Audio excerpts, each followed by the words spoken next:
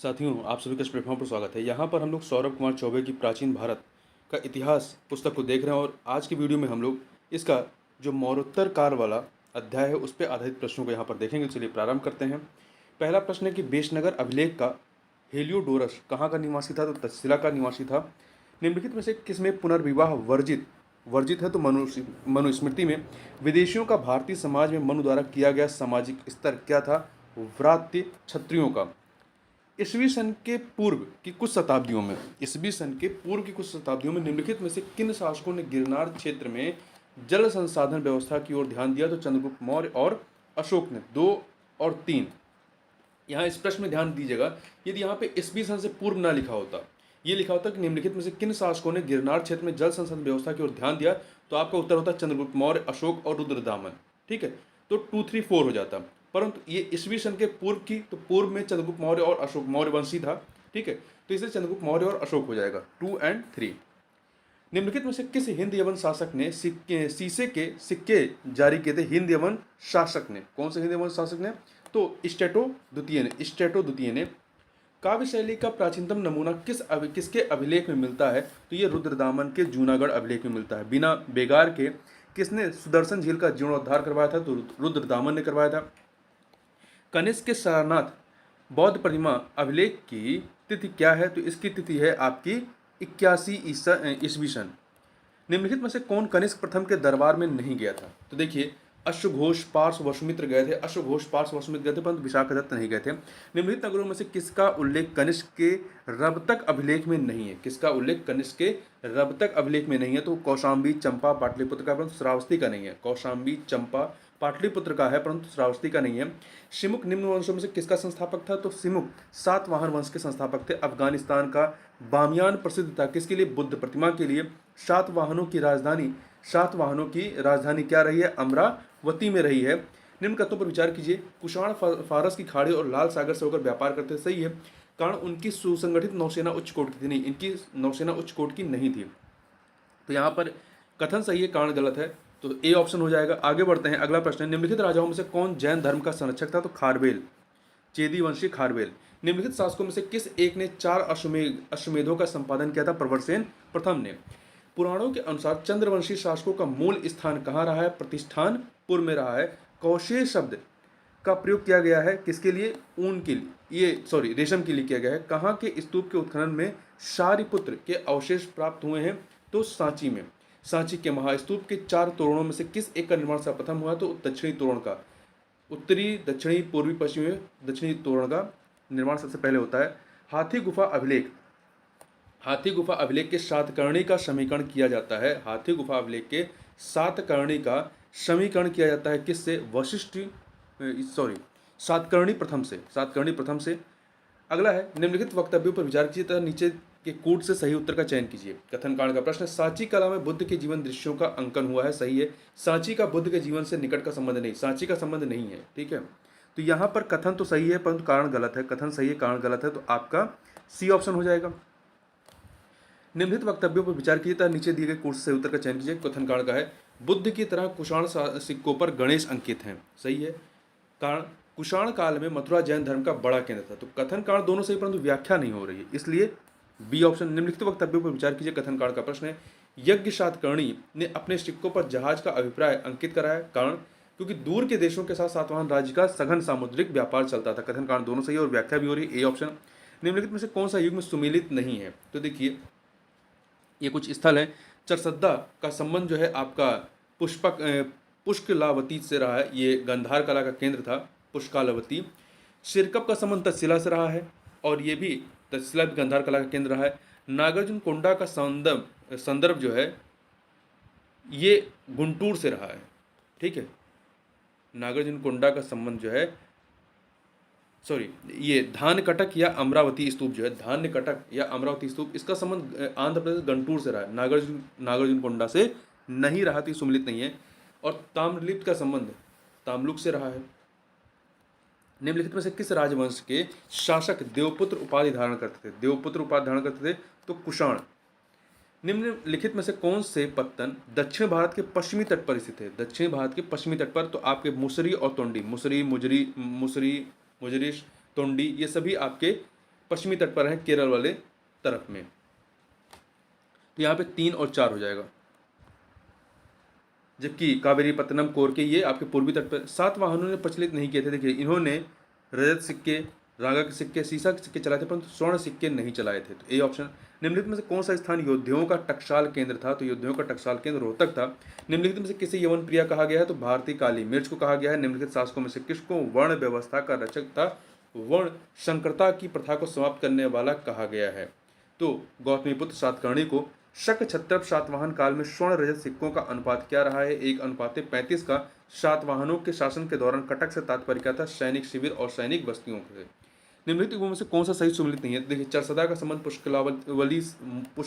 पुष्कलावती से रहा है, सही है। सिरकप का संबंध जो है तक्षशिला से रहा है। नागार्जुन कोंडा का संबंध विजयपुरी से रहा है। और आपका तेर का संबंध जो है ये ताम्रलिप्त से नहीं रहा है, ताम्रलिप्त से संबंध तामलुक का रहा है। तो डी वाला सही नहीं है। किसने कहा था कि भारत से व्यापार करके रोम अपने कोष को रिक्त कर रहा है? प्लूटार्क ने कहा था। किसने कहा था? नहीं, प्लिनी ने कहा था। Pliny, B option. कुषाण मुद्रा प्रणाली में निम्नलिखित में से किस देवता का अधिक लंबा इतिहास है? शिव का। रस चिकित्सा का आविष्कार किसने किया था? रस चिकित्सा का आविष्कार जो है वो नागार्जुन ने किया था।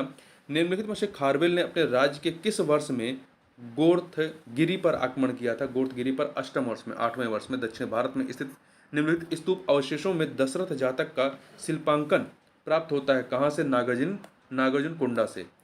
ये आगे 3 कथन दिए गए हैं, बताना है असत्य कथन कौन सा है। पहला, सातवाहनों का पूरा इतिहास अभिलेखों के आधार पर लिखा गया है, सही कथन है। हिंद यमन शासकों का इतिहास सिक्कों के आधार पर लिखा गया है, ये भी सही है। तीसरा, बृहत फलायन वंश का इतिहास ताम्रपत्रों के आधार पर लिखा गया है, ये भी कथन सही है। तो 3 के तीनों कथन यहाँ पर सही है, तो डी ऑप्शन हो जाएगा। आगे बढ़ते हैं। कुषाण शासक अधोलिखित यूची जात की किस शाखा संबंधित है? तो कोई शुआंग शाखा संबंधित है। कार्ले के प्रसिद्ध गुहा चैत्य का निर्माण अधोलिखित में से किसके द्वारा करवाया गया था? तो इसका निर्माण जो है इन चारों में से श्रेष्ठ भूतपाल के द्वारा कराया गया था। शकों को अधोलिखित में से किसकी शाखा का माना जाता है? तो शीथियन शाखा का। शकों को निम्नलिखित में से किसकी शाखा का माना जाता है? शीथियन शाखा का माना जाता है। शाहजी ढेरी के स्तूप में प्राप्त पुरावशेष धातु मंजूषा किनके साथ बुद्ध की आसनस्थ आकृतियां हैं? तो ब्रह्मा और इंद्र की। किनके साथ? तो ब्रह्मा और इंद्र के साथ में है। निम्नलिखित में से कौन सा एक स्थान इक्ष्वाकु शासकों के प्राचीन नगर विजयपुरी को निरूपित करता है? तो यह है नागार्जुन कोंडा। निम्नलिखित पार्थियन शासकों में से किसका शासनकाल प्रसिद्ध शिलालेख तख्तेवाही निश्चित रूप से निर्धारित किया गया है? तो किसका? गोंडो फर्निश का। निम्नलिखित में से किसका पेरीप्लस ऑफ इर्थियन शी में दक्षिण के बाजार के रूप में उल्लेख हुआ है? तो किसका हुआ है? तो प्रतिष्ठान एवं तंगर का। अगला है कथन कारण का प्रश्न। गौतमीपुत्र सातकर्णी चतुर्ण व्यवस्था का विरोधी था, नहीं, इसका समर्थक था। तो ये वाला कथन गलत हो गया। कारण गौतमीपुत्र सातकर्णी पहला सातवाहन शासक था जिसने आवश्य प्रकार की मुद्राएं चलाएं, तो ये सही है। तो आपका कथन गलत है, कारण सही है। तो यहाँ पर आपका बी ऑप्शन हो जाएगा। वह प्रथम सातवाहन राजा कौन था जिसने सिक्कों पर राजशिर का अंकन करवाया था? तो गौतमीपुत्र सातकर्णी। आगे चलते हैं।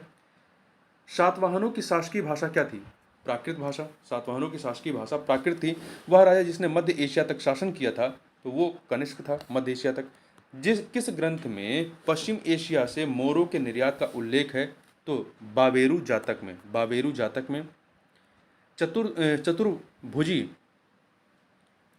चतुर्भुजी विष्णु के सिक्के किसने चलाए थे? तो हुविस्क ने। किसने चलाए थे? किस अभिलेख से प्रकट होता है कि प्राचीन श्रेणियां बैंक का भी कार्य करती थीं? तो ये हुविस्क के मथुरा अभिलेख में। अगला है 3-4 कथन है। हाथी गुफा अभिलेख बिशप स्टर्लिंग ने खोजा था, सही है। अंतिम सातवाहन शासक पूर्वामी चतुर्थ था, ये भी सही है। चौथा, सातकर्णी प्रथम ने केवल एक अश्वमेध यज्ञ किया था, नहीं, 2 अश्वमेध यज्ञ और 1 राजसूय यज्ञ। तो तीसरा वाला कथन आपका गलत है। मीनांडर की राजधानी तक्षशिला नहीं थी, शाकल थी, तो ये भी गलत हो गया। तो पहला और दूसरा ही सही है, ए ऑप्शन। निम्नलिखित में से कौन सा बंदरगाह पश्चिमी तट पर स्थित था? पश्चिमी तट पर स्थित नहीं था। तो देखिए इसमें कल्याण, शूरपारक और मुजरिस ये आपके पश्चिमी तट पर है, परंतु मोतुपल्ली ये पश्चिमी तट पर नहीं है। किस ईस्वी सन में हिप्पोलस ने मानसून हवाओं की खोज की थी? 45 ईस्वी में। 45 ईस्वी में।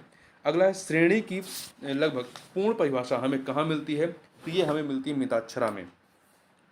बुद्ध की मानव रूप में प्रस्तुति किस समय हुई है? बुद्ध की मानव रूप में प्रस्तुति कुषाण युग में होती है। अमरावती स्तूप किस जिले में स्थित है? तो अमरावती आपके आंध्र प्रदेश गुंटूर में है।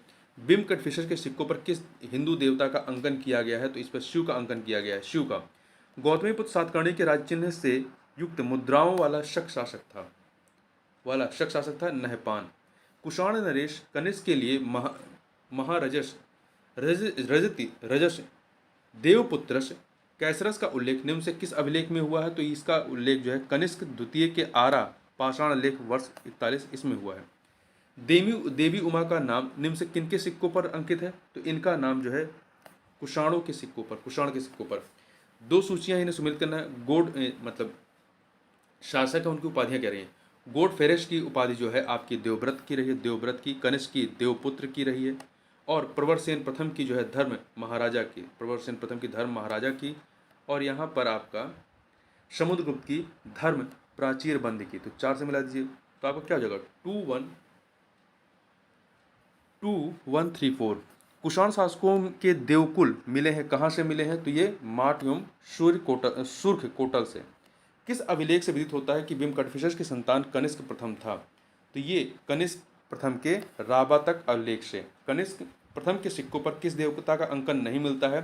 तो बुद्ध का, मैत्रेय बुद्ध का, महासेन का मिलता है, परंतु अमिताभ बुद्ध का नहीं मिलता है। हाथी गुफा अभिलेख की कनवेड़ा नदी की पहचान निम्न से किस रूप में की गई है? कृष्णा नदी के रूप में की गई है। किस कुषाण शासक के काल में बौद्ध धर्म के प्रचार के लिए कश्यप, मातंग एवं धर्मरत्न चीन गए थे?